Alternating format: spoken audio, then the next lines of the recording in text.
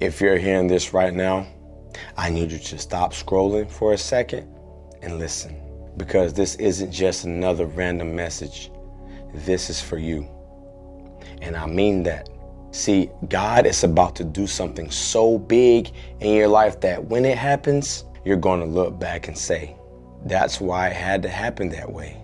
I'm not talking about something small. I'm talking about just barely getting by.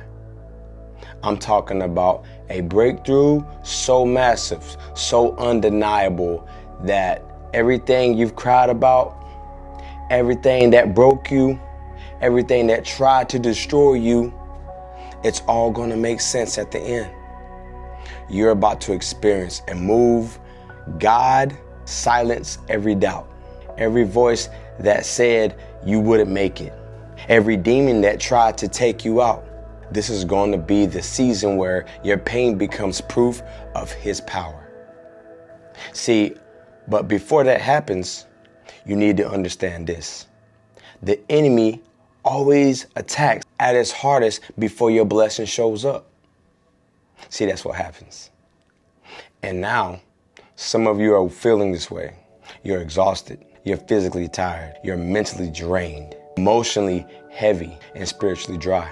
Right? And I understand. It feels like no matter how much you pray, nothing is moving. It feels like every door keeps closing. And to be honest, if you're honest right now, it feels like God is quiet. But right, hear me out. You're not weak. You are not forgotten. You are not failing. You are in the delivery room right now.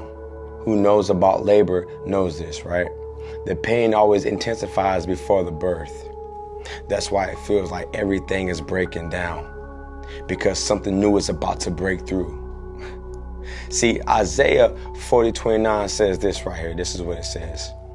He gives strength to the weary and increase the power of the weak. So if you're feeling like you can't take another step, if you've been wondering how much more you can handle, that's your sign right there that God is about to pour strength in your life. He's not looking for the strongest. He's looking for the surrendered. This is not the time to give up. This is not the time to sit down. This is the time to dig in, because you've come too far to quit now. You survived too much to stop now. You've cried too many tears to waste them now. See, some of you are inches away from the breakthrough you've been praying for, and the enemy knows it. That's why he's fighting you so hard right now, because he knows that your breakthrough is on the way. That's why distractions keep coming, because the enemy knows if you keep staying in, if you keep trusting, if you keep believing, it's over for him. It's over for the enemy. So here's what you need to do while you wait on your big one. You got to stay ready. You can't just pray for the rain and walk outside without an umbrella. You can't ask God for new opportunities and then surrender yourself to people, habits that block blessings. You got to prepare. It's already on the way. That means making space mentally, spiritually, even physically, for what God is about to do in your life. That means letting go of distractions. That means forgiving people you've been holding grudges against. That means letting go of control and say, God, I trust you, even when I don't understand you. See, Galatians 6:9 reminds us like this: let us not grow weary in doing good, for at the proper time we will reap the harvest if we don't give up. See, the only real threat to your future is you quitting before it arrives. So don't quit now. Not when you're this close. And listen, while you're waiting, protect your perspective, because the enemy loves to attack your mind. He'll make you focus on everything that's not working. He'll make you obsess over how long it takes. He'll make you think God changed his mind, but God hasn't forgot about you. He's not late. He's strategic. He's preparing the blessing just as much as he's preparing you. Because what God is about to bless you with, it's going to show up and it's going to show out. So don't curse the process. Embrace it. Keep praying. Keep showing up. Keep sowing even when you're tired and when you can't do anything else. Rest. See, sometimes the most spiritually thing that you can do is rest and just trust God. Because resting is faith too. And let me remind you of something powerful, right? See, Psalms 23 says, though I walk through the valley, you're walking through the valley. It doesn't say, though I stay in the valley.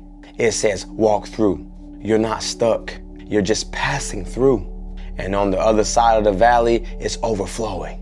But before God gives you the promise He wants you in your heart, before He gives you the position, He wants your obedience. Before He gives you the opportunity, He wants your trust. See, this is the season where God is saying, will you trust me even when you can't trace me? So here's your reminder. Your tiredness is not defeat. It's expansion. See, God is stretching you because what's coming is heavy. And His vision of you is going to hold it and can't be the same version that proved for it. So breathe. Cry if you need to, but get back up, because this is not the end. This is preparation for the beginning. See, and when God does it, because He will, it's going to be bigger than any you ever had in your life. So if you're hearing this right now, take this as confirmation. God is not finished with you. He's just getting started. And the very thing the enemy thought that will break you, God is about to use it to bless you. This is your season. Your big one is coming. So don't quit now.